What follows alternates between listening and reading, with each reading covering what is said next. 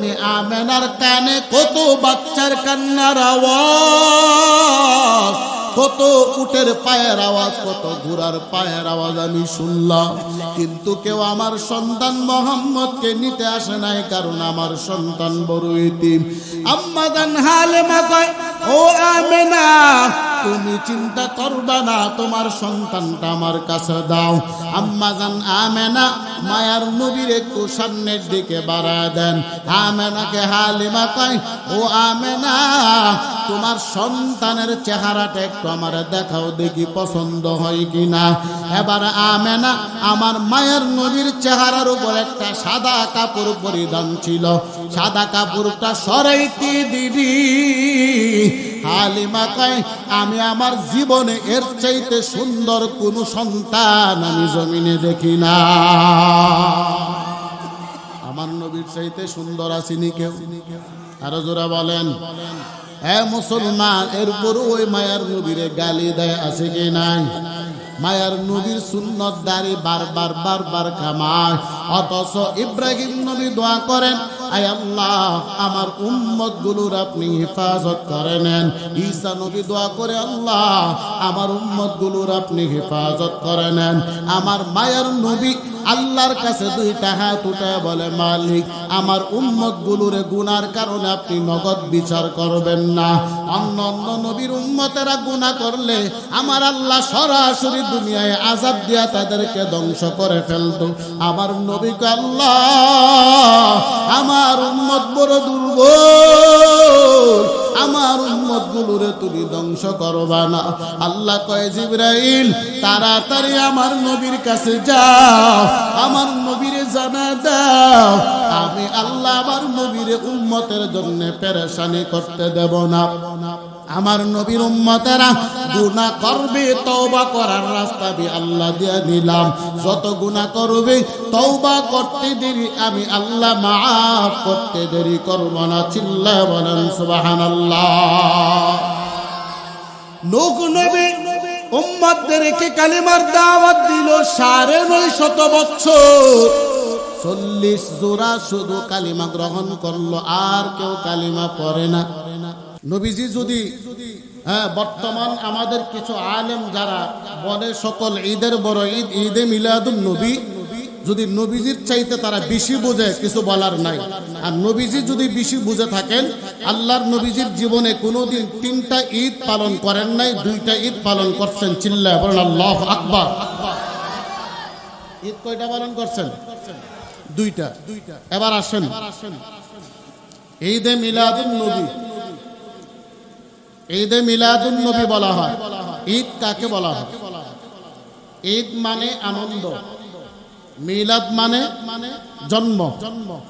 আমার কথা বুঝতেছেন সবাই? ঈদ মানে কি? আনন্দ। মিলাদ মানে কি? জন্ম।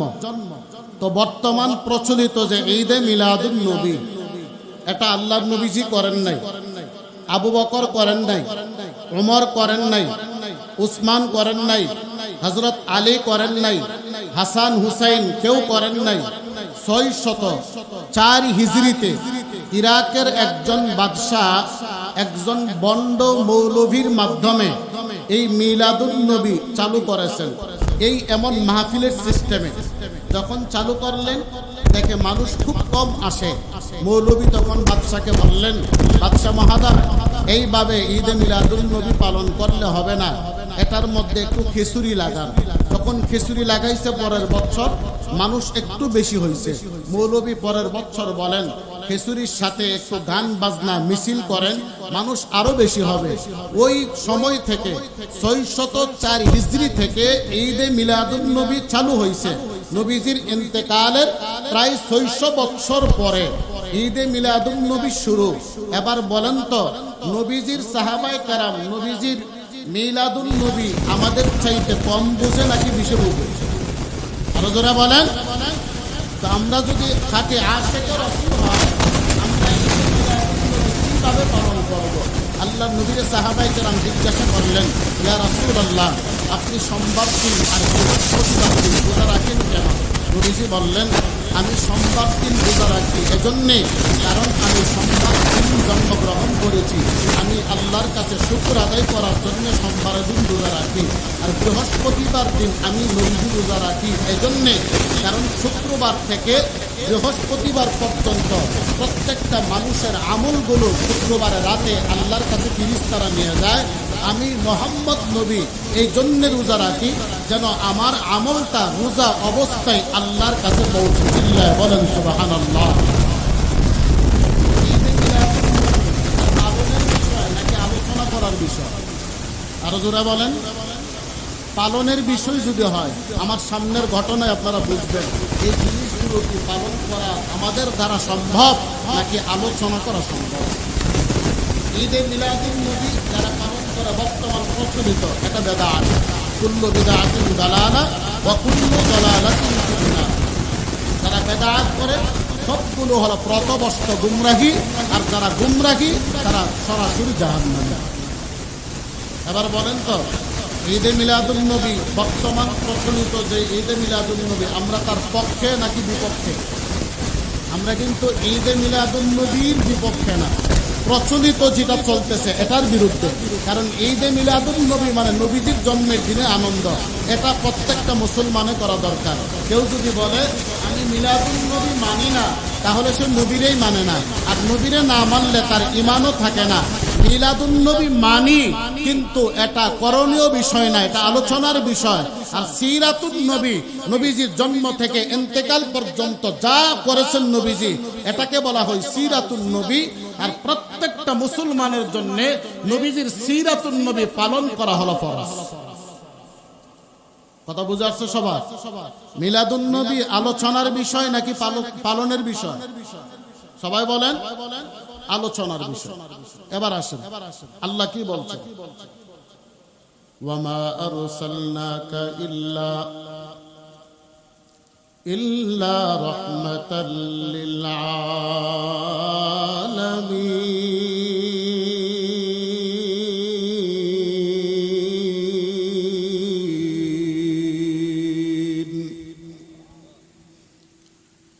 আল্লাহ পাক বলেন, আমি আমার নবীকে জমিনে প্রত্যেকটা মাখলুকের জন্য রহমত স্বরূপ হিসাবে প্রেরণ করেছি। আমার নবীজি জমিনে আগমন করবেন।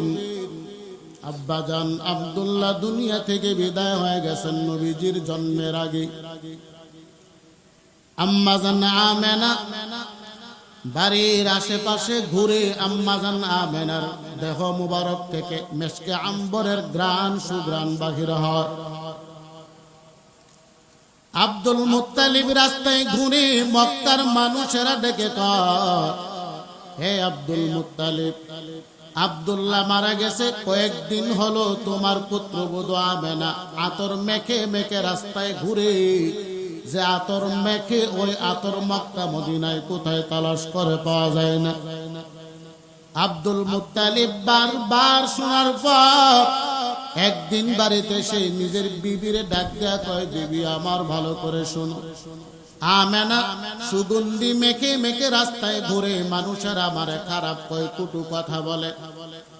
এবার আব্দুল মুত্তালিবের বিবি ডাক দেয়া কয়, স্বামী আমার, বহুদিন ধরে আমি আপনার কাছে বলবো ভাবতেছি, বলতে পারি না। আমেনা যখন গোসলখানায় গোসল দেয়, আমি যখন গোসলখানায় ঢুকি মনে হয় একটা আতরের ফ্যাক্টরির মধ্যে আমি ঢুকে গেছি, এমন সুঘ্রাণ বাহির হয়। আব্দুল মুত্তালিব এই কথা শোনার পর আম্মাজান আমেনাকে ডাক দিয়ে বলল, আমেনা সামনে আসো, তুমি আতর দিয়া দিয়া রাস্তায় কেন ঘুরো?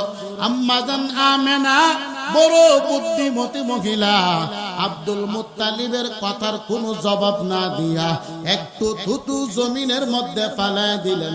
আব্দুল মুত্তালিব কয়, এরে আমেনা, তোমার থুতু থেকেও তো আতরের ঘ্রাণ বাহির হয়ে গেল। আম্মাজান আমেনা ডাক দেয়া কয়, আব্বাজান ভালো করে শুনো, আমি কোনো আতর মাখি নাই, যেদিন থেকে আমার সন্তান আমার গর্ভের মধ্যে ঢুকেছে, আল্লাহর কসম আমার দেহ থেকে ওই দিনের পর থেকে একটা আতরের ঘ্রাণ বাহির হয়। আমি আতর দেওয়া লাগি না, এটা আমার সন্তানের বরকত। চিল্লায় বলেন সুবহানাল্লাহ। আম্মাজান আমেনা ডাক দেয়া কই, আব্বাজান শুনো। শুধুই কি তাই? বলে না না, আমি একদিন ঘুমের ঘরে ঘুমাইতেছি, হঠাৎ করে তাকায় দেখি আমার ঘরের কোনায় একটা সাদা কাপড় পরিধান করে একজন মহিলা বসা। আমি ডেকে বললাম, ও মা, আপনার পরিচয় কি? ডাক দেয়া বলল, আমার আপনি চিনবেন না, আমি হলাম হযরতে ঈসা নবীর আম্মা জান হযরতে মরিয়ম। মরিয়ম আলাইহিস সালাম আম্মা জান আমেনার ঘরের মধ্যে বসা। আম্মা জান আমেনা বলেন, আপনি কেন আসছেন? বলে, আল্লাহ আমাকে পাঠাইছেন, আপনার গর্ভ থেকে একজন সন্তান বাহির হবে, এটা সাধারণ কোনো সন্তান না। আম্মা জান ওই কোনায় তাকায় দেখে একজন মহিলা সাদা কাপড় পরিধান করে বসা। ডাক দেয়া বলে, আপনার পরিচয় কি? বলেন। মহিলা ডাক দেয়া কয়, আমার আপনি চিনবেন না, আমি হলাম হযরতে মূসা নবীর বোন উম্মে কুলসুম, আমার আল্লাহ আপনার বাড়িতে পাঠাইছেন। এবার আম্মা জান আমেনা ডাক দেয়া কয়, ও আম্মা জান, আপনার পরিচয় কি? বলো। কোনা থেকে আওয়াজ চলে আসে, আমেনা আমারে চিনবা না, আমি হলাম ফেরাউনের বিবি হযরতে আসিয়া, তোমার ঘরের মধ্যে হাজির। ও নবীনগরের মুসলমান, আমার আল্লাহ তিনজন নারীকে আমার মায়ের নবীর ঘরের মধ্যে পাঠাইলেন। আসিয়া সাধারণ কোনো নারী না, আসিয়া ফেরাউনের স্ত্রীর পর কালিমা পড়ছে আল্লাহর। আসিয়া কালিমা পড়িয়া আল্লাহর গোলামি করে গোপনে গোপনে। একদিন মাথার চুল আশ্রাইতেছে, চিরুনিটা জমিনে পড়ে গেছে। আসিয়া বিসমিল্লাহ বলিয়া চিরুনিটা জমিন থেকে উঠাইলেন। ফেরাউন পেছন থেকে ডাক দিয়া বলে, ও আসিয়া, তুমি কার নাম তোমার জবানের মধ্যে নিলা? আসিয়া বলে, ও ফেরাউন, আমি আমার মালিকের নাম আমার জবানের মধ্যে নিলাম। ফেরাউন কই, তোমার মালিক তো আমি ফেরাউন। বলে, না না, তোমার কাছে আর গোপন রাখার কোনো প্রয়োজন নাই, কারণ আমার মালিক হলো মূসা নবীর আল্লাহ। এবার ফেরাউন আসিয়ারে ডাক দেয়া কয়, রে আসিয়া শুনো, আমি ফেরাউনকে যদি আল্লাহ না মানো, তোমার আমি কষ্ট দেব, তোমার আমি হত্যা করে ফেলবো। আসিয়া কয়, ফেরাউন যত কষ্ট দিতে পারো কষ্ট দাও, আমি আসিয়া বিন্দু পরিমাণ কালিমা থেকে পিছপা হব না। এবার ফেরাউন আসিয়ার কষ্ট দেয়। মূসা নবী হাইটা যায়, আসিয়া ডাক দিয়া কয়, পয়গম্বর, আমার ব্যাপারে কোনো খবর জানেননি? মূসা নবী কয়, হ্যাঁ জানি, তোমারে ফেরাউন ফাঁসির কাস্টে ঝুলাবে কালিমা পড়ার কারণে। আসিয়া ডাক দিয়া কয়, ও পয়গম্বর, আমাকে ফাঁসির কাস্টে ঝুলাবে, আমার বিন্দু পরিমাণ কোনো আফসোস নাই। আপনি বলেন, আমার আল্লাহ আমি আসিয়ার প্রতি রাজি খুশি আসিনি? মূসা নবী ডাক দেয়া কয়, ও আসিয়া, আমার আল্লাহ তোমার প্রতি বড় রাজি এবং খুশি। এবার আসিয়া ফেরাউন আসিয়াকে হত্যা করবে, ফাঁসির কাস্টে ঝুলাবে। আসিয়া মুস্কি মুস্কি হাসে। ফেরাউন কয়, আসিয়া তুমি কেন হাসো? আসিয়া বলে, ও ফেরাউন, আমি যা দেখি তুমি ফেরাউন তা দেখো না, কারণ তুমি অন্ধ। ফেরাউন ডাক দেয়া কয়, এরে আসিয়া, তুমি কি দেখো? আসিয়া কয়, আমি দেখতেছি আমার আল্লাহ আসমান থেকে জমিন পর্যন্ত ফেরেশতা নাজিল করেছে, আমাকে ফাঁসির কাস্টে ঝুলাইতে দিবি। আমার আল্লাহর ফেরেশতা আমি আসিয়াকে জান্নাতে নিতে দেরি করবে না। হুজুর বলেন না সুবহানাল্লাহ।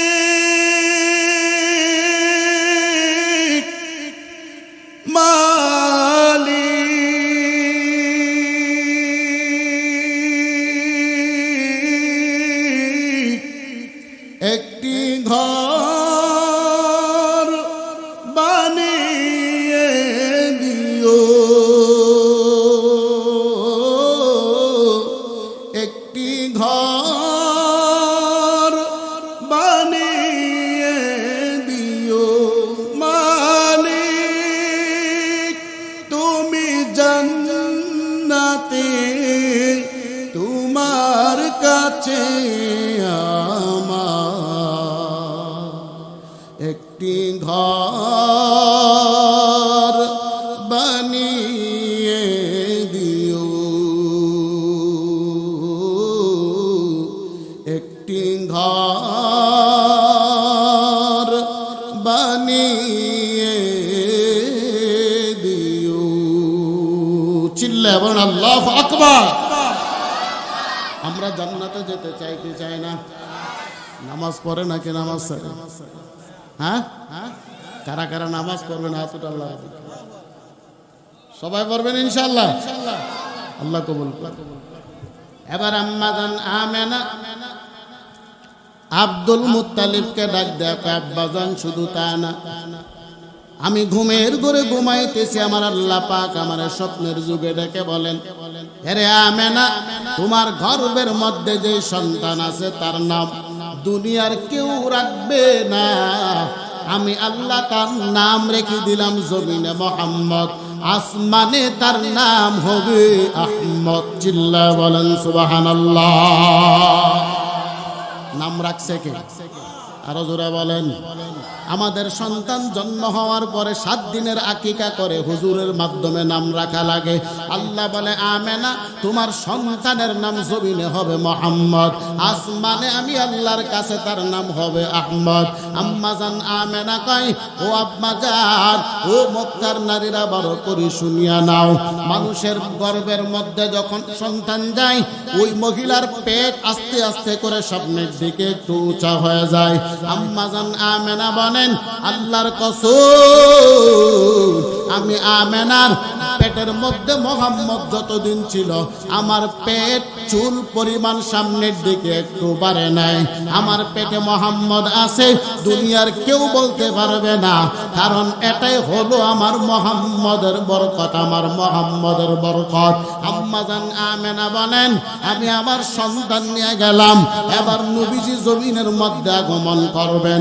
দাইমা ডাক দিয়া বলেন, ও মক্কার মানুষেরা ভালো করে শুনিয়া নাও, যখন আমি মুহাম্মদকে জমিনে আনার জন্যে আম্মা জান আমেনার কাছে গেলাম, আমেনা হেলান দিয়া শোয়া, মুহাম্মদ অটোমেটিক জমিনের মধ্যে চলে আসছে। আমি মুহাম্মদের চেহারার দিকে তাকাইলাম, তাকায় দেখি মুহাম্মদের চেহারা চন্দ্রের চাইতে অধিকতর সুন্দর। এবার দাইমা ডাক দেয়া বলে, এরে মক্কার মানুষেরা শুনো, মুহাম্মদ জমিনে আসার পর আমি দেখলাম দুনিয়ার সন্তানেরা জমিনে আসার পরে নাভিটা কাটা লাগে, নাভির নার কাটা লাগে। মুহাম্মদ কাটা নাবিওয়ালা মুহাম্মদ জমিনে আসছে। মানুষেরা জন্মগ্রহণ করলে কয়েক বছর পরে তারে খতনা করানো লাগে, মুহাম্মদ খতনা করানো লাগবে না, খতনাওয়ালা হিসাবে জমিনে আসছে। মুহাম্মদ যখন আসলেন, আমি হাতে নিলাম, মুহাম্মদকে আমেনার কাছে শুয়াইলাম। আমি তাকায় দেখলাম, শুয়াইতে দেরি, মুহাম্মদ সিজদায় পড়ে মালিকের শুকর আদায় করতে দেরি করলো না। আল্লাহু আকবার বলেন। এই নবীনগরের মানুষ বলো, তুঙ্গ নবীনগর যারা মিলাদুন নবী পালন করে, তারা যখন জন্ম হয় খতনাওয়ালা, আওয়াজ দেয় না, বুঝেননি আমার কথা? ওই মৌলবী যখন জন্ম হয়, তার নাভি তার কাটা থাকে, জন্মের পরেই সিজদায় পরে আল্লাহর শুকর আদায় করে। বলে না না, তারা কেউ আল্লাহর শুকর আদায় করে না, নাবিও কাটা ছিল না, খতনাওয়ালাও ছিল না। আমার নবী জন্মগ্রহণ করতে দেরি, কাইসার কিসরার সিংহাসন ভেঙ্গে চুরমার হতে দেরি না। আমার নবীজির জন্মের আগে 1 বছর ধরে একটা আগুন প্রজ্বলিত ছিল, যারা আগুনের পূজা করত, আগুনকে সিজদা করত। আমার নবী জন্ম হতে দেরি, আগুনটা আমার আল্লাহ নিবাইতে দেরি করে না। আম্মা জান আমেনা ডাক দেয়া কয়, এরে মক্কার মানুষেরা শুনো, আমার মুহাম্মদ জন্মগ্রহণ করেছে, আমি গরিব, আমার স্বামী নাই, আমি আমার সন্তানকে খেলনার জিনিস কিনে দিতে পারি নাই। একদিন আমি গোসলখানায় গেলাম, মুহাম্মদ যেখানে শোয়া, ওই জায়গায় একটা আওয়াজ হলো, আমি আমেনার বড় ভয় লেগেছে, না জানে আমার মোহাম্মদ পড়ে গেছে। আম্মা জান আমেনা কয় আমি তাকায় দেখলাম আমার সন্তান হাত পা নাড়াইয়া উপরের দিকে কি যেন করতেছে। আমি আমার সন্তানের কাছে আসলাম, তাকায় দেখি আসমানের তারকার সঙ্গে আমার মোহাম্মদ খেলা করতেছে। চিল্লায় বলেন সুবহানাল্লাহ। সাধারণ নবী, হ্যাঁ? আম্মা জান আমেনা আমার মায়ের নবী জন্মগ্রহণ করেছেন ওই বছর। মক্কার একটা অভ্যাস ছিল, প্রচলিত আইন ছিল, মক্কার সন্তানেরা জন্মগ্রহণ করলে তারা তায়েফে পাঠায় দিত, কারণ তায়েফের মধ্যে বিশুদ্ধ ভাষা শিখা যাইত, শিক্ষা গ্রহণ করা যাইত। আমার নবী যেই বছর জন্মগ্রহণ করেছেন, তায়েফ থেকে একটা কাফেলা মক্কার দিকে আসবে। ওই কাফেলার মধ্যে একজন মহিলা ছিল যার নাম হালিমাতুস সাদিয়া। উট নিয়ে রওনা হয়ে গেছে। হালিমার উটটা বড় দুর্বল। হালিমা গরিব মানুষ, তার স্বামীও দুর্বল, হালিমা নিজেও দুর্বল। তার সন্তান আব্দুল্লাহ ছিল, আব্দুল্লাহ বড় দুর্বল। এই দুর্বল বাহিনী নিয়ে মক্কায় রওনা অন্যদের সাথে, কিন্তু অন্যরা মক্কায় চলে গেছে। হালিমা এখনো রাস্তার মধ্যেখানে আছে। সবাই ডাক দেয়া কয় হালিমা কোথায় পড়ে গেল? সবাই বলে হালিমা বড় দুর্বল, এজন্য হালিমা এখনো আসতে পারে নাই। সবাই মক্কা থেকে ধনী ধনী ধনী ধনী লোকের বাচ্চাগুলো দত্তক নিয়া টাকার বিনিময়, স্বর্ণ মুদ্রার বিনিময় নিয়ে আবার তায়েফের দিকে রওনা। রাস্তায় হালিমার সঙ্গে সবার সাক্ষাৎ। হালিমা ডাক দেয়া কয় তায়েফের মানুষ বলো, মক্কায় কি কোনো সন্তান আছে নাকি? সব সন্তান নিয়ে আসছো? কয়েকজনে ডাক দেয়া কয় এরে হালিমা, মক্কায় কোনো সন্তান নাই, তবে একটা এতিম সন্তান আছে, আমরা কেউ তারে আনি নাই। হালিমা আবার স্বামীরে ডাক দেয়া কয়, জিকির করেন সবাই, লা ইলাহা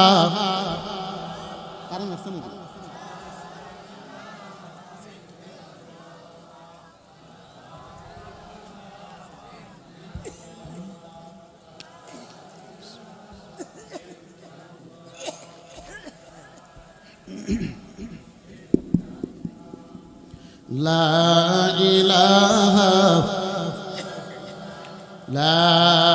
ইলাহা ইল্লাল্লাহ মুহাম্মাদুর রাসূলুল্লাহ সাল্লাল্লাহু আলাইহি ওয়াসাল্লাম। এবার হালিমা ডাক দে কই স্বামী আমার, আপনি বলেন কি করব? স্বামী কয় চলো দেখি এতিম সন্তান যদি পছন্দ হয়, খালি হাতে ফেরত যাওয়ার চাইতে এতিম সন্তানটাকে নিয়ে বাড়িতে চলে যাব। এবার আম্মা জান আমেনার ঘরের সামনে হাজির, দরওয়াজার সামনে হালিমা সালাম দেয় আমেনাকে। আমেনা কয় আপনার পরিচয় কি? বলে আমাকে আপনি চিনবেন না, আমি তায়েফ থেকে এসেছি, আমার নাম হলো হালিমাতুস সাদিয়া। আম্মা জান আমেনা ডাক দিয়া কয় আপনি কেন আসছেন বলে? এবার হালিমা কয় আম্মা জান আমি আপনার সন্তানটাকে নেওয়ার জন্য এসেছি, আপনি কি ভালো করে বুঝে আমার ঘরে ঢুকেছেন? আমি আমেনার কানে কত বাচ্চার কান্নার আওয়াজ, কত উটের পায়ের আওয়াজ, কত ঘোড়ার পায়ের আওয়াজ আমি শুনলাম, কিন্তু কেউ আমার সন্তান মোহাম্মদকে নিতে আসে নাই, কারণ আমার সন্তান বড় এতিম। আম্মা জান হালিমা কয় ও আমেনা তুমি চিন্তা করবা না, তোমার সন্তানটা আমার কাছে দাও। আম্মা জান আমেনা মায়ার নবীর একটু সামনের দিকে বাড়ায় দেন। আমেনাকে হালিমা কয় ও আমেনা তোমার সন্তানের চেহারাটা একটু আমার দেখাও দেখি পছন্দ হয় কিনা। এবার আমেনা আমার মায়ের নবীর চেহারার উপর একটা সাদা কাপড় পরিধান ছিল, সাদা কাপড়টা সরাইতে দিদি হালিমা কয় আমি আমার জীবনে এর চাইতে সুন্দর কোন সন্তান আমি জমিনে দেখি না। আমার নবীর চাইতে সুন্দর আসেনি কেউ? আরো জোরা বলেন। মুসলমান এরপর ওই মায়ার নবীরে গালি দেয় আছে কি নাই? মায়ার নবীর সুন্নত দাড়ি বারবার কামায়। অথচ ইব্রাহিম নবী দোয়া করেন, আয় আল্লাহ আমার উম্মত গুলোর আপনি হেফাজত করে নেন। ঈসা নবী দোয়া করে, আল্লাহ আমার উম্মত গুলোর আপনি হেফাজত করে নেন। আমার মায়ার নবী আল্লাহর কাছে দুইটা হাত উঠায় বলে, মালিক আমার উম্মত গুলোর গুনার কারণে আপনি নগদ বিচার করবেন না। অন্য অন্য নবীর উম্মতেরা গুনাহ করলে আমার আল্লাহ সরাসরি দুনিয়ায় আযাব দিয়া তাদেরকে ধ্বংস করে ফেলতো। আমার নবীকে আল্লাহ আমার উম্মত বড় দুর্বল, আমার উম্মত গুলোরে তুমি ধ্বংস করবা না।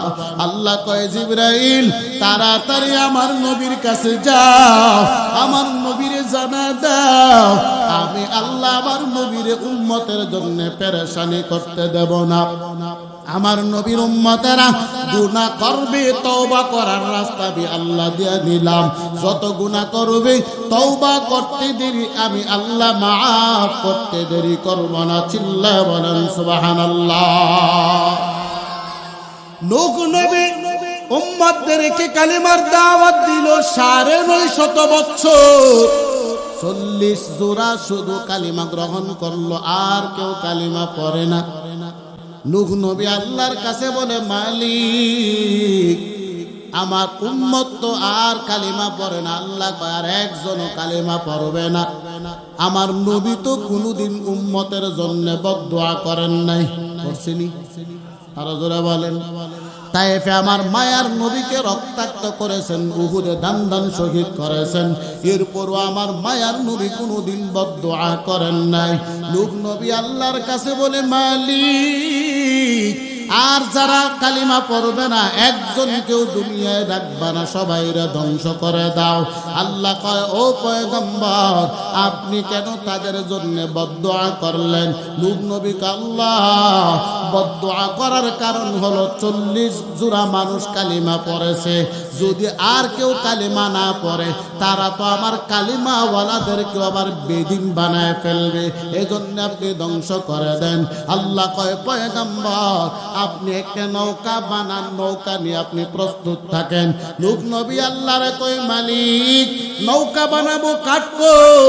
আল্লাহ কয়, আমি জিব্রাইলের মাধ্যমে গাছ পাঠায় দিলাম, ওই গাছের নাম হলো শাল গাছ।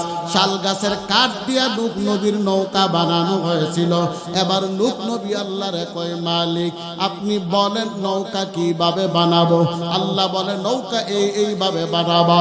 নূহ নবী কয়, আল্লাহ আমি তো নৌকা বানাতে পারবো না, কারণ আমার ইঞ্জিনিয়ার নাই। আল্লাহ কয়, নবী পেরেশানি করবেন না, আমি আল্লাহ জিব্রাইলকে ইঞ্জিনিয়ার বানাইয়া পাঠাইলাম। এবার নূহ নবী কয়, মালিক নৌকা কেমন হবে? আল্লাহ কয়, ও পয়গম্বর আপনি যে নৌকাটা বানাবেন নৌকাটা লম্বা হবে 80 গজ আর পাতালে হবে 50 গজ। মনে থাকবে তো সবার? লম্বা কতটুক সবাই বলেন, আর ফাতালে কতটুক? 50 গজ। কি কাঠ দিয়া বানানো? আমি তো জিজ্ঞাসা করি। এবার নূহ নবীকে আল্লাহ, নৌকা কত তালা হবে? আল্লাহ কই 3 তালা বিশিষ্ট। নূহ নবীকে আল্লাহ, সামনে কতটুকু? আল্লাহ কই 30 গজ উঁচা থাকবে সামনে লেঙ্গুরটা। নূহ নবী এবার গাছের অপেক্ষায় বসা, গাছ লাগাইছে। কিতাবের মধ্যে কেউ কেউ লেখেন 20 বৎসর, আবার কেউ লেখেন 40 বৎসর। 20 বৎসরটাই ধরে নিলাম। 20 বছর পরে নূহ নবী শাল গাছের কাঠ দিয়ে নৌকা বানানো শুরু করলেন। ওই নৌকা বানাইয়া এবার প্লাবনের আশায় নূহ নবী বসা। আম্মা জান নূহ নবীর স্ত্রী একদিন রান্নাঘরে পাক বসাইলেন, পাকাইবেন। এমন সময় তাকায় দেখে পাকঘরের কাছ থেকে একটু পানি নিচ থেকে উঠতেছেন। যেই চুলাটার মধ্যে রান্না বসাইছেন এই চুলাটা সাধারণ কোনো চুলা না, এটা হলো আম্মা জান হাওয়ার কাছ থেকে বংশ পরম্পরায় নূহ নবীর স্ত্রী পর্যন্ত আল্লাহ দিয়েছেন। এবার নূহ নবীর কাছে বললেন, নূহ নবী কয়, এ বিবি আমার মনে হয় আমার আল্লাহ প্লাবন দিয়া দিবেন। যেই নৌকা বানাইছি নৌকা প্রস্তুত রেখেছি। এবার নূহ নবী সিজদায় পড়ে বলে মালিক পানি তো উঠতেছে, আমি কি করতে পারি? আল্লাহ বলেন উপর তলায় দ্বিতীয় তলায় মানুষ থাকবে, দ্বিতীয় তলায় থাকবে গরু ছাগল, আর নিচের তলায় থাকবে হিংস্র প্রাণীগুলো। এবার নূহ নবী প্রশ্ন করে আল্লাহ মানুষের মধ্যে কোনটা পুরুষ কোনটা মহিলা আমি চিনব, কিন্তু প্রাণীর মধ্যে কোনটা পুরুষ কোনটা মহিলা আমি চিনব না। আল্লাহ কয় পয়গম্বর পেরেশানির দরকার না, আপনি নৌকার সামনে দুইটা হাত এমন ভাবে প্রসারিত করে দাঁড়া করবেন না, যেই সাপকে আমি আল্লাহ বিষ দিয়েছি ওই সাপের বিষ ধ্বংস আমি আল্লাহ করে দিয়েছি। যতদিন নৌকা চলবে এই সাপ কারো ক্ষতি করতে পারবে না, আপনি নিশ্চিত থাকেন। এবার সাপ নৌকায় উঠে গেলেন, একের পরে এক প্রাণী উঠতেছেন। হঠাৎ করে তাকায় দেখি সিংহ সামনে হাজির। পয়গম্বর ডাক দিয়ে কয় আল্লাহ এমন একটা প্রাণী আপনি পাঠাইলেন যে প্রাণী আমিও ভয় পাই, আমার উম্মতেরও পায়, এমনকি নৌকায় যত জীব জন্তু যত প্রাণী আছে সবাই সিংহরে ভয় পায়, কারণ সিংহ হলো বনের রাজা, সবার উস্তাদ। আল্লাহ কয় পয়গম্বর আপনি ভয় পাবেন না, ওই সিংহের মাথায় আপনি হাতটা বোলায় দেখেন। এবার নূহ নবী সিংহের মাথায় এমনি হাত বোলাইলেন। আল্লাহ কয় কি দেখলেন? নূহ নবীকে আল্লাহ মাথা বড় গরম, সবাই রেখে ফেলবে। আল্লাহ কয় পয়গম্বর না না, আমি সিংহের মাথা রাগের কারণে গরম করি নাই, আমি আল্লাহ একটা রোগ দিয়েছি সিংহরে, যেই রোগের নাম হলো জ্বর। বলেন তো জমিনে সবার আগে জ্বর নামক রোগ আল্লাহ কারে দিয়েছেন? আরো জোরে বলেন। সিংহরে দিয়েছেন। এবার নূহ নবী ডাক দিয়ে কয় আল্লাহ জ্বর দিলে কি হয়? আল্লাহ কয় পয়গম্বর জ্বর উঠলে প্রত্যেকটা প্রাণী দুর্বল হয়ে যায়, কিছু করার শক্তি থাকে না। যতদিন নৌকা চলবে ততদিন এই সিংহের কাছে আমি আল্লাহ জ্বর দিয়ে রাখবো, কাউরে আক্রমণ করার শক্তি পাবে না। এবার নূহ নবী দাঁড়ানো প্রাণীগুলো উঠতেছে, সবাই উঠা শেষ। এবার নূহ নবী নৌকা চালাবে, তাকায় দেখে নৌকার কোনায় একজন উঠতেছে, তার অর্ধেকটা বডি নৌকায় আর অর্ধেক নৌকার বাহিরে।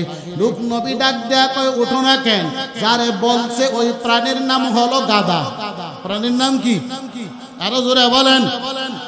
এবার গাধা ডাক দেয়া কই নবী আমার আপনি আমাকে উঠার কথা বলেন, তাকায় দেখেন আমার নিচে কে? বলে তোমার নিচে আবার কে?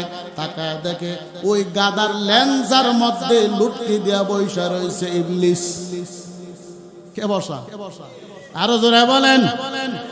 এখান থেকে বোঝা যায় যারা কালিমার বিরুদ্ধে কথা কয়, যারা কোরআনের বিরুদ্ধে কথা কয়, মসজিদ মাদ্রাসার বিরুদ্ধে কথা কয়, সবগুলো হলো গাধার বাচ্চা। কারণ যারা কোরআনের বিরুদ্ধে কথা কয় তারা শয়তান, আর শয়তান গাধার লেঞ্জা ছাড়া অন্য কোনো লেঞ্জায় ধরে না। কথা ঠিক কিনা? নৌকায় তো গরু উঠছে, গরুর লেঞ্জাই ধরে না কেন? বাঘ উঠছে, বাঘের লেঞ্জাই ধরে না কেন? কুকুর উঠছে, কুকুরের লেঞ্জাই ধরে না কেন? গাধার লেঞ্জা তো পছন্দ হলো কেন? বোঝা গেল যারা কোরআন হাদিসের বিরোধিতা করে, আলেমের বিরোধিতা করে, সবগুলো হলো গাধা, কারণ তার কাদের মধ্যে বসা হলো ইবলিস। কথা ঠিক কিনা? এ মুসলমান, এখন তো আর কাফের লাগে না, এখন তো আমরা মুসলমানেরাই আমাদের ক্ষতি করতেছি। এত গত কয়েকদিন আগেও দেখলাম আমার দেশের কিছু ইসলামিক দলগুলো রাজনৈতিক ফায়দা হাসিল করার কারণে পূজার মধ্যে গিয়া তারা শুভেচ্ছা জানায়, অথচ আল্লাহর নবী বলেন অন্য ধর্মের অনুষ্ঠানে গিয়া যতদিন শুভেচ্ছা না জানাবে ততদিন দুনিয়াতে আল্লাহ কিয়ামত দিবে না। ইসলাম নাম ধারণ করে পূজার মধ্যে শুভেচ্ছা জানানো মুসলমানের জন্য হারাম। যারা করেছে তারা কুফরি করেছে। কথা ঠিক কিনা বলো? আমরা মুসলমানের বাচ্চা পূজার মধ্যে যাই কি যায় না? হ্যাঁ, পূজাটা আমগো নাকি হিন্দুরা? হ্যাঁ, নাকি আমাদের? পূজার মধ্যে গেলে তো গণনা করলে পাওয়া যায় 60% মুসলমানের সন্তান। আবার কিছু রাজনীতিবিদ আছে তারা বলে ধর্ম যার যার উৎসব হলো সবার। তো এটা রোজার ঈদের সময়, কুরবানির ঈদের সময় স্লোগানটা দেও না কেন? ধর্ম যার যার উৎসব সবার এই স্লোগান তারা দিবে না। কারণ বাংলাদেশে তারা হিন্দুত্ববাদীর গোলামি করে, তারা ইন্ডিয়ার গোলামি করে, তারা ইসলাম নাম দিয়ে রাজনীতির খাতায় নাম লিখিয়ে প্রত্যেকটা মুসলমানের সন্তানেরা পূজায় গিয়ে বলে তোমাদেরকে আমরা নিরাপত্তা দেব। নিরাপত্তার দায়িত্ব মুসলমানের নয়, নিরাপত্তার দায়িত্ব প্রশাসনের। যেই দলগুলো পূজার মধ্যে গিয়ে বলে নিরাপত্তা দেব, প্রত্যেকটা মুনাফিক, তাতে কোনো সন্দেহ নাই। কথা ঠিক কিনা বলো? কারণ পূজার মণ্ডপে নিরাপত্তা দেওয়ার দায়িত্ব কি আমগো হুজুরদের? আরো জোরে বলেন, আমগো মুসলমানের? কার দায়িত্ব? প্রশাসন আছে, পুলিশ ব্যর্থ হলে বিজিবি আছে, বিজিবি ব্যর্থ হলে র্যাব আছে, র্যাব ব্যর্থ হলে সেনাবাহিনীকে ব্যবহার করেন। আমগো মৌলভীরাও এখন পূজার মণ্ডপে গিয়া বলে আপনাদেরকে শুভেচ্ছা জানাইলাম। আচ্ছা বলেন তো, আল্লাহ ব্যতীত অন্য কাউকে সিজদা করা কি? আরো জোরে বলেন। তো শিরিক, ইন্না শিরক লাযুলমুন আযীম। আল্লাহ বলেন শিরিক হলো সবচাইতে বড় গুনাহ। তো আপনি শিরিক গুনাহ যারা করে হিন্দুরা, তাদের পূজা তারা করুক, আমাদের কোনো বাধা নাই। কিন্তু শিরিক গুনাহ করে হিন্দুরা, তারা মাটির মূর্তির সামনে মাথা নত করে, তারা পূজা করে। আর আমরা মুসলমান আলেম হয়ে, আমরা মুসলমান হয়ে আমরা গিয়ে তাদেরকে শুভেচ্ছা জানাই। এর মানে কি? আমরা কুফরিকে শুভেচ্ছা জানাইলাম, আমরা হারাম কাজকে শুভেচ্ছা জানাইলাম। আমরা হারাম কাজকে শুভেচ্ছা জানানোর পরে ঈমান থাকে কি থাকে না আল্লাহ পাক ভালো জানেন। কথা ঠিক কিনা? জানাইছি না আমরা মুসলমানেরা? হ্যাঁ, জানাইছি। আলেমরাও গেছে, আলেমরা বলে মূর্তি ভাঙতে দেব না। আচ্ছা আমার প্রশ্নের জবাব দেন, ইন্ডিয়াতে যখন বাবরি মসজিদ ভেঙে ফেলা হয়েছে, বাবরি মসজিদ যখন শহীদ করা হয়েছে, একজন হিন্দু ইন্ডিয়াতে দাঁড়ায় বলে নাই এটা মুসলমানদের ইবাদতের জায়গা, এটা ভাঙতে দেওয়া হবে না? একজন হিন্দু বলে নাই। হিন্দুরা মসজিদ ভেঙে তারা খুশি হয়েছে। একজন হিন্দু বলে নাই যে ফিলিস্তিনে মুসলমানদেরকে কেন হত্যা করা হচ্ছে, আমরা হত্যা হতে দেব না। তো তোমরা মুসলমানেরা মূর্তির পাহারাদের দায়িত্ব কবে থেকে নিয়েছ? বোঝা গেল তোমাদের মাধ্যমেই এই জমিনে কিয়ামত সংঘটিত হবে। কথা ঠিক কিনা বলো? হিন্দুরা যদি আমার বাবরি মসজিদের ব্যাপারে তাদের মায়া না থাকে, তুমি মৌলভী বাংলাদেশ থেকে পূজার মহব্বত করো, পূজাকে সমর্থন করো, আসলে পূজারে সমর্থন করে না, সমর্থন করে ক্ষমতাকে। ইন্ডিয়ার দাদা বাবুদের পা ছাড়তে পারলেই তো ক্ষমতা। কথা ঠিক কিনা? কথা ঠিক নেই? কারণ দাদা বাবুদের গোলামি করতে পারলেই তো ক্ষমতা আমার হাতে। এজন্য মুসলমানের সন্তান পূজায় যাওয়া হালাল না হারাম? আরো জোরে বলে, যাবেন আপনারা? হ্যাঁ, আল্লাহ সবাইকে হেফাজত করে বলেন। আর খারাপ লাগছে? মুসলমান ইমানদার এবার গাদার লেনজায় ধরছে ইবলিস। কে ধরছে? ইবলিস। ইবলিসকে আল্লাহ তাআলা মানুষের আগে জমিনের মধ্যে জিন জাতি পাঠাইছিলেন। তারা জিন জাতি জমিনে ছিলেন। জিন জাতি একজন আরেকজনের উপর আক্রমণ, অত্যাচার, নির্যাতন, রক্তারক্তি করে। আর ওই সময় সবচাইতে বড় সর্দার ছিল যার নাম হলো খবিস। নাম কি? খবিস। তার সন্তানের নাম হলো ইবলিস। খবিসের সন্তানের নাম হলো ইবলিস। ইবলিস তখন ছোট। আল্লাহ পাক ফেরেশতাদেরকে বলে, ও ফেরেশতারা জিন জাতিরে ধ্বংস করে দাও। ফেরেশতারা জমিনে আসছেন, অনেক জিন্নাতেরা পলায়ন করছেন, পাহাড়ের চিপায় অনেক জিন্নাতেরা আবার অনেক দূর দূরান্তে চলে গেছে। আবার বেশিরভাগ জিন জাতিরে ফেরেশতারা হত্যা করে ফেলছে। এবার আসছে খবিসের বাড়িতে ইবলিসের কাছে। ইবলিস বসা, ফেরেশতারা ইবলিসের চেহারার দিকে তাকাইয়া বড় মায়া লেগেছে। ফেরেশতা ডাক দেয়, কয় আল্লাহ আপনি যদি অনুমতি দেন আমরা ইবলিসকে হত্যা করব না, বড় মায়া লেগেছে, ইবলিসকে আমরা আসমানে নিয়ে আসব। আল্লাহ বলে, নিয়ে আসো। বলেন তো এটা যে ইবলিস হবে আল্লাহ জানেনি? আরো জোরে বলেন। এবার ফেরেশতারা ইবলিসকে নিয়ে আসমানে চলে গেলেন। আসমানে যাওয়ার পর ইবলিসকে এবার শিক্ষা দিচ্ছেন আল্লাহর ইবাদত কিভাবে করা লাগবে।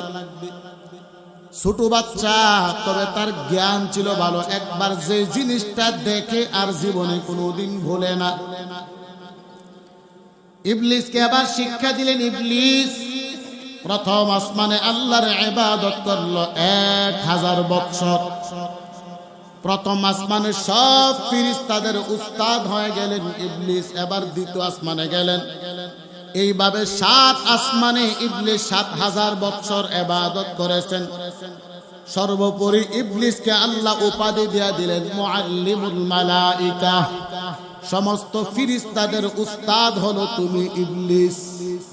কি দিবেন? পদ দিয়ে দিবেন মুআল্লিমুল মালাইকা। এবার ইবলিসকে আল্লাহ বলেন, এরে ইবলিস, একটা চেয়ার দেয়া বললেন তুমি এখানে বসে সবাই তুমি শিক্ষা দিবা, আমল শিখাবা। আল্লাহ কয় ইবলিস, এবার তোমারে জমিনের মধ্যে পাঠাবো। জমিনে অনেক জিন জাতিরা, ফেরেশতারা যখন হত্যা করার জন্য গিয়েছিল তারা পলায়ন করেছিল। এখন তাদের বংশধর বিস্তার হতে হতে আবার জমিনে ভরে গেছে জিন জাতিরা। ইবলিস তুমি জমিনের মধ্যে যাবা, জিন জাতিদেরকে তুমি আমি আল্লাহর পরিচয় দিবা, দাওয়াত দিবা। ইবলিস আল্লাহরে ডাক দেয়া কই, মালিক আমি জমিনে যাব, তবে একটা শর্তের বিনিময়। শর্ত হলো সকাল থেকে বিকাল পর্যন্ত জমিনে কালিমার দাওয়াত দেব, বিকালে আবার আসমানে চলে আসবো ফেরেশতাদেরকে শিক্ষা দেওয়ার জন্য। আল্লাহ কয় অনুমতি দিলাম, যাও। ইবলিস জমিনে আসার পরে আল্লাহর দাওয়াত দেয়। কেউ ইবলিসকে চিনে না, আল্লাহকে চিনে না। ইবলিসের দাওয়াত কিছু সংখ্যক জিন্নাতেরা গ্রহণ করেছে, অধিকাংশরা করে না। তারা একটা দলবদ্ধ হয়ে চক্রান্ত করছে, ইবলিসকে হত্যা করে ফেলবে। ইবলিস আল্লাহর কাছে গিয়া বলে, মালিক জমিনে কেউ আমার দাওয়াত গ্রহণ করে না, তারা আমাকে হত্যা করতে চায়। আল্লাহ কয় ফেরেশতা যাও, সব জিন্নাতীদেরকে ধ্বংস করে দাও, একজনকেও বাঁচিয়ে রাখবা না। আমি আল্লাহ নতুন একটা জাতি বানাবো, যে জাতির নাম হবে মানুষ। চিল্লায় বলেন সুবহানাল্লাহ। ওই মানুষকে আল্লাহ আদম নবী বানাইলেন। লম্বা তাফসীরের ঘটনা। আল্লাহ আদম নবীরে বানাইয়া সব ফেরেশতাদেরকে বলল তোমরা সিজদা করো। একমাত্র সিজদা করলো না কে? আরো জোরে বলেন, কেন সিজদা করছে না? কারণ ইবলিসের ভিতরে অহংকার ঢুকে গেছে। কারণ আমি হলাম মুআল্লিমুল মালাইকা, সমস্ত ফেরেশতাদের কি উস্তাদ। যদি আল্লাহ কোনদিন আমার সঙ্গে দ্বন্দ্ব লাগে, ঝগড়া লাগে, আর যদি ইবলিস তোর সাথে আমার দ্বন্দ্ব হয়েছে, আমি ইবলিস আমার ছাত্র নিয়ে আলাদা দল গঠন করব আল্লাহর বিরুদ্ধে। নাউজুবিল্লাহ। তার মনে মনে চিন্তা কি? সব ফেরেশতা তো আমার ছাত্র, ছাত্র তো উস্তাদের কথার বাইরে যাবে না। যদি কোনোদিন আল্লাহর সঙ্গে আমার ঝগড়া হয়, দ্বন্দ্ব হয়, আমি আমার ছাত্র নিয়ে আলাদা দল গঠন করব আল্লাহর বিরুদ্ধে। আল্লাহ কয় সম্ভব না। কারণ ফেরেশতারা ইবলিসকে মানবে নাকি আল্লাহকে মানবে? আরো জোরে বলেন, আল্লাহকে মানবে। ইবলিস এবার সিজদা করলো না। আল্লাহ কয় ইবলিস তুমি জমিন থেকে বাহির হয়ে যাও, জান্নাত থেকে বাহির হয়ে যাও। ইবলিস কয় আল্লাহ জান্নাত থেকে বাহির করবেন, তবে আমার কয়েকটা শর্ত। এক নাম্বার হলো আমার কিয়ামত পর্যন্ত হায়াত দেওয়া লাগবে। আল্লাহ কই দিলাম। দুই নাম্বার আপনার বান্দাদের রগে রগে ঢোকার অনুমতি দেওয়া লাগবে। আল্লাহ কই দিলাম। এবার ওই যে নৌকার মধ্যে ইবলিস উঠতেছিল, নূহ নবী কয় ইবলিস তুমি কেন নৌকায় ওঠো? ইবলিস কয় আমারে না জিগাইয়া তুমি আল্লাহরে জিগাও আমি কেন উঠি। আল্লাহ কয় ও পয়গম্বর, আমি যখন ইবলিসকে জান্নাত থেকে বাহির করে দিলাম, এর মধ্যে একটা শর্ত ছিল তার কিয়ামত পর্যন্ত হায়াত দেওয়া। আমি তো ওয়াদা দিয়ে দিছি কিয়ামত পর্যন্ত হায়াত। এখন যদি আপনার নৌকার মধ্যে না উঠান, ইবলিস যদি ধ্বংস হয়ে যায়, আমি আল্লাহর ওয়াদা খেলাপ হয়ে যাবে। আমি আল্লাহ তো ওয়াদা খেলাপ করতে পারি না। এই জন্য ইবলিসকেও আপনার নৌকার মধ্যে উঠায় নেন। নূহ নবী আবার নৌকায় উঠাইলেন। এবার বন্যার পানি নূহ নবীর নৌকা পৃথিবীর প্রত্যেকটা কোনায় কোনায় কোনায় কোনায় ঘুরেছেন, আপনাদের উরকুলিয়াও ওই নৌকাটা এসেছেন। চিল্লায় বলেন সুবহানাল্লাহ। পৃথিবীর একটা জায়গা নাই যে জায়গায় নূহ নবীর নৌকাটা যায় নাই, আপনাদের এলাকার মধ্যে আসছে। এবার নূহ নবীর নৌকাটা ঘুরতে ঘুরতে কাবার সামনে যখন গেলেন, কাবা চত্বরের সামনে গেলেন, ওই বন্যার সময় আমার আল্লাহ কাবা জমিন থেকে উঠাই নিছেন চতুর্থ আসমানে, জিব্রাইলের অফিসের সামনে কাবা নিয়ে নিছেন। কিন্তু নূহ নবীর নৌকাটা কাবার সামনে গেলেন, কাবা তো নাই, তবে নূহ নবীর নৌকাটা পানির উপরেই 7টা চক্কর দিলেন কাবার সামনে। চিল্লায় বলেন সুবহানাল্লাহ। চক্কর কে দেওয়াইছে? আরো জোরে বলেন। এই যে গত কয়েক বছর আগেও করোনার কারণে মানুষ মক্কায় যেতে পারে না, হজ করতে যেতে পারে না, সোশ্যাল মিডিয়াতে ভাইরাল হয়েছে কাবার উপর দিয়া পাখিরা তাওয়াফ করতেছে। সুবহানাল্লাহ বলতেন না? নূহ নবীর নৌকাটা 7টা চক্কর দিয়ে আবার যদি পাহাড়ের দিকে রওনা, যদি পাহাড়ের সামনে থামার পর নূহ নবী আবার একটা কাওয়া চিনেননি, কাক পাঠাইলেন, যাও জমিনের মাটি শুকাইছিল একটু দেখে আসো। নূহ নবী কাক পাঠাইলেন, কাক আর ফেরত আসে না। নূহ নবী আবার কবুতরকে বললেন, এর কবুতর যাও, কাক পাঠাইলাম, কাকরে তালাশ করো আর দেখো মাটির মধ্যে নামার মতো মাটি শক্ত হয়েছে কিনা। কবুতর এবার মাটি পরীক্ষা করিয়া নূহ নবীর কাছে চলে আসছে। ও পয়গম্বর, মাটির মধ্যে নামা যাবে, কোনো সমস্যা হবে না। ওই মুহূর্তে কাকও আবার নবীর সামনে হাজির। আল্লাহর নবী ডাক দেয়া কই, কাক তুমি কোথায় গিয়েছিলা?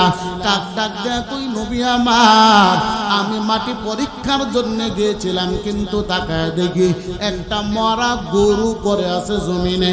আমি মরা গরুটা দেখার পরে আর লোভ সামলাইতে পারলাম না, এই জন্য মরা গরুটার মধ্যে ঠুকুর দেওয়ার জন্য বসে গেলাম। নূহ নবী কয়, এরে কাক, কিয়ামত পর্যন্ত দুনিয়ার কোনো মানুষের সঙ্গে তুমি বসবাস করতে পারবা না।